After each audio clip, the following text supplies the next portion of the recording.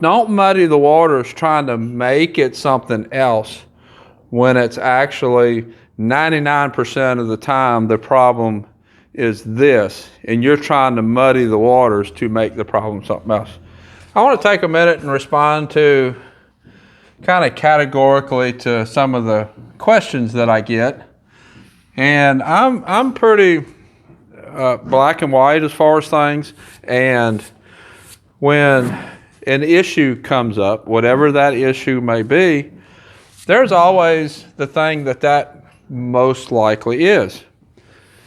If, let's say, just for instance, if you have a horse that don't want to turn right, could be resistance in the face, could be that he don't want to turn right, could be they don't want to load weight on this foot, could be that his back right leg hurts, could be his stomach hurts, could be the saddle don't fit, could be the bit isn't the right bit. There's a whole lot of things it could be. But address the thing that it most likely is first.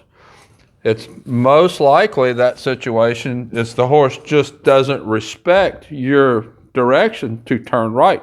You could go through a whole bunch of things that it could be. And I see people all the time want the answer to be a certain thing.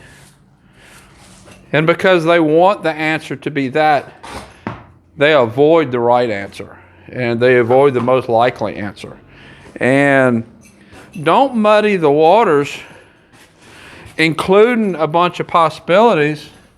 That's something theoretically it could be. But if that's only the problem 1 out of 1,000 times, don't rule that one out first. Go to the situation that is the most likely problem. And that's whatever the horse is doing.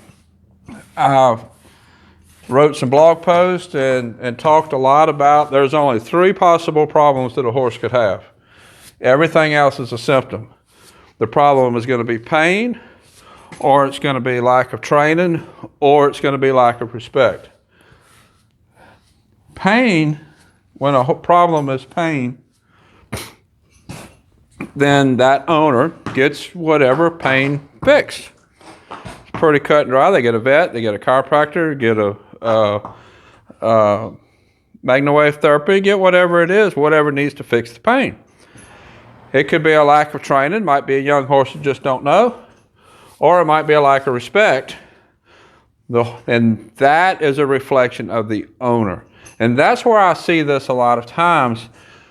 When a problem is a lack of respect, then that reflects back on the owner. That's the owner's fault. And that's why people want to muddy the waters and say, well, maybe he hurts here, because they don't want to admit that it's a lack of respect, that it's something the owner did to create the problem. When it's something that the owner did to create the problem, then it's a lot harder to fix. You got to look inward. You have to fix that personally on yourself. So don't muddy the waters trying to make it something else when it's actually 99% of the time the problem is this, and you're trying to muddy the waters to make the problem something else. All that is doing is that is hurting your horsemanship skills.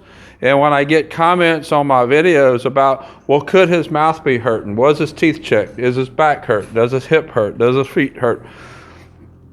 I mean, theoretically, that could be, but I'm going to address what most likely is first.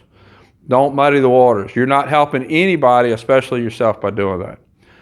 So if you want to read more on those 3 things, you can go to my website, helpwithmyhorse.com. I got several articles on the only 3 possibilities that a problem could be. It has to be pain, lack of training, lack of respect. Everything else is a symptom. Until next time, thank you for watching.